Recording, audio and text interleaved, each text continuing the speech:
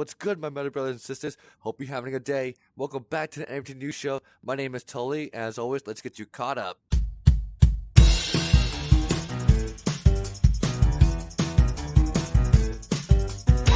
The first thing that we're going to talk about is a big businessman changing his mind on NFTs. Kevin O'Leary, aka Mr. Wonderful, is now feeling NFTs because they allow people to prove ownership to real-world properties.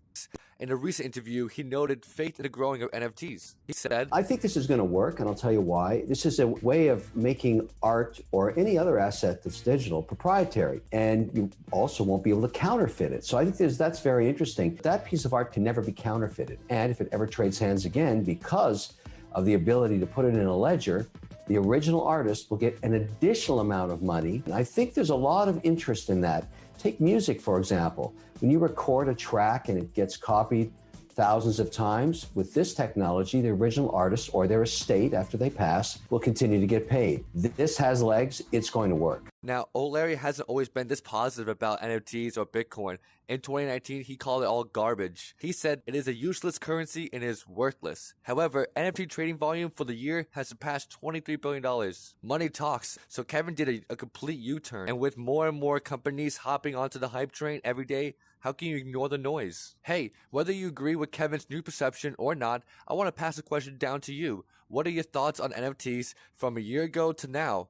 Have your opinions changed for the better like Kevin's? Really, any and all thoughts, I would love to read them in the comments below. Moving on to French luxury house of Hermes is story number 2. Just last week, they began its legal proceedings against an American artist, Rothschild, over virtual versions of inspired by their famous Birkin bags. The American artist quickly found success on OpenSea and was able to sell his Meta Birkins for 5 to 25 Ethereum, which translates to $13,000 to $65,000. As for a real Birkin bag, it can cost between $40,000 to $500,000. Because of Rothschild's success, Hermes accused Rothschild of trying to profit from his trademark. In the court filings, it shows that Hermes is accusing the defendant of simply ripping off the Hermes famous Birkin trademarks by adding the generic prefix Meta to the famous trademark Birkin. Rothschild said in the online post that he was not creating or selling fake Birkin bags. He said, I made artworks that depict imaginary fur-covered Birkin bags that don't exist. Art is a freedom of expression protected by the U.S. Constitution. With all that being said, the significance is that the case is the first major example of a brand taking legal action over the use of its trademarks in the metaverse. What are your opinions on this, and who is right, Hermes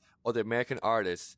To me, this is overall a special moment for all of us. We are on the verge of solidifying a new market for anyone to financially free themselves from this shitty rat race we're all in. Brands must understand the nature and potential impact of the claims they want to make and why they want to make them, because when they do that, it can change history forever. Lastly, we shift our focus to hypocritical celebrities who scream, save the planet, but gets involved in the new planet killer asset, NFTs. One estimates that a single NFT traded across the much-used Ethereum blockchain consumes enough energy that could power an entire house for several days. With that in mind, certain celebrities who care about the environment are still involving themselves with NFTs. Obviously, we know how bad NFTs are for the planet right now, but in the future they won't be, but right now they still are. So a question for these celebrities, what are you doing? Well, that doesn't matter, y'all. It's time to read and filth them out. Starting with the internet's new favorite person to hate, Ellen Degeneres. The talk show host has said she wants to expand her environmental conversation efforts after ending her program. Hopefully, they will involve more NFTs. As for Grimes,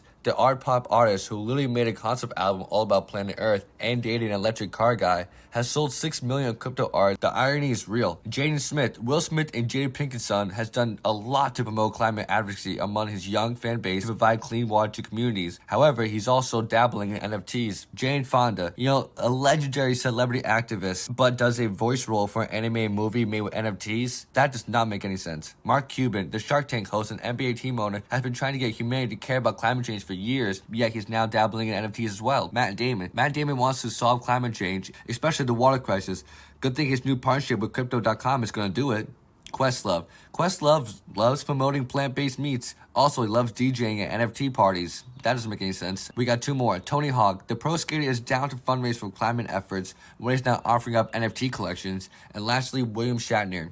This man just went to space, and he was cool to say that he came back filled with overwhelmed and sadness and empathy for the beautiful thing called Earth. He said from what he saw, we are at a tipping point and we haven't got time to waste. Burying our heads in the sand is leading us to destruction of our planet. But yet then he goes and retweets all these NFTs.